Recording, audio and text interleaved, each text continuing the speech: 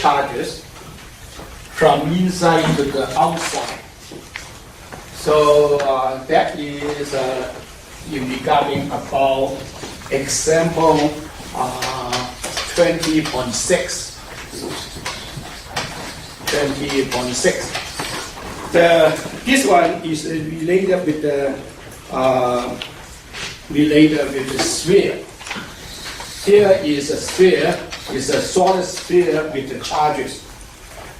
In these cases, the solid sphere with charges, and we like to find the voltage. Someplace out here, the voltage, the electric potential. Now, this is a very educational purpose. In their cases, for how you're plotting the curve. So what we want you to find is the following. V equal to, in here, is close to the center, is V sub 0. And then you have a curve go like this. This one, especially in your MCAT, there are a couple different types on this one. So we want you to be aware of this one. And we will go through that, this kind of derivation over again next week. Okay, so the most important material right now we're going to cover is a device. Now, in the chapter 20, we're talking about one electrical device. It's called capacitor. And then on the chapter 21, we cover another important device, in which case called resistors. So capacitor and the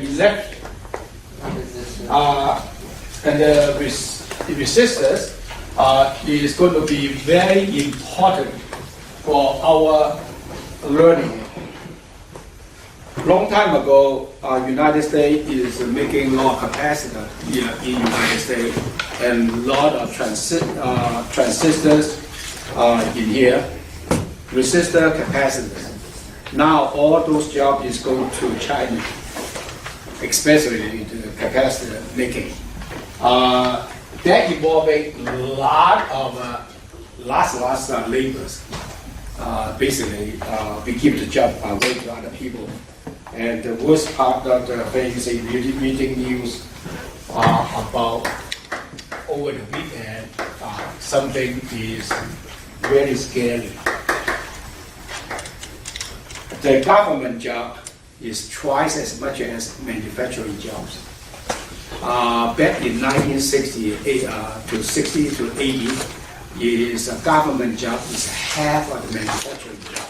So that's why we always have a lot of balance, what we call the budget deficit. Okay, the capacitance. Capacitance basically is a characteristic of a capacitor. This is defined as a capacitor. Capacitor is a two parallel plate. And in this two parallel plate, what it does is holding the charges. The important part of it is a capacitor, is a holding charges, like this, holding the charges. And basically you can say almost like battery and holding charges in there. Okay, of course in the charges, inside of the capacitor have an electrical field.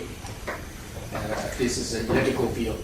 By the way, the electrical field inside of the capacitor is uniform field.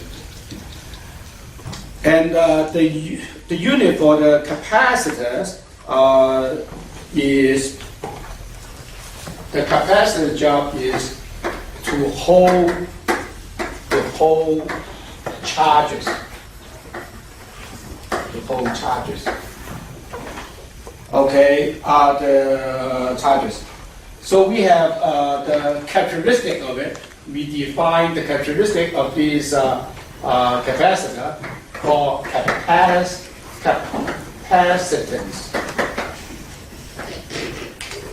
The unit for capacitance is Faraday.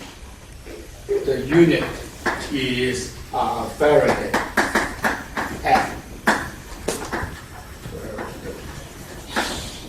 Faraday. So the suppose you have a charges on this two parallel plate with a charge Q, and then you have a voltage across them. The voltage across them is something like this. There's a voltage V. So the capacitance defined as C is equal to Q divided by V.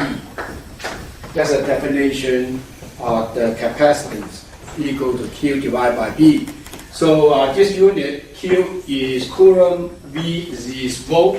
So C is Faraday. So in these cases, when we're doing this calculation, then how are we going to design the capacitor? So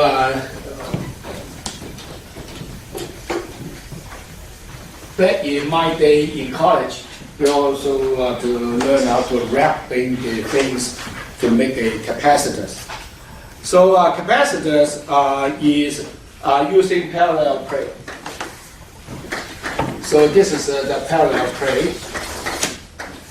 So how we calculate the electrical field? So here you have an electrical field around here. So we're using Gauss' law. That's why the Gauss' law in the last chapter is so useful. The Gauss' law says, suppose here is the charges Q in this side. Gauss' law say the electrical field, the Gauss means V, is equal to integration of closed surface E dot dA. In which cases, in the chapter 19, we talking about the electrical, talking about the Gauss' law, integration there, E dot dA. In that is the electrical flux is equal to E1 over epsilon sub 0 Q. Qn, right? Pick here, epsilon sub 0 Q. Yeah, damn you. Epsilon 0 Q.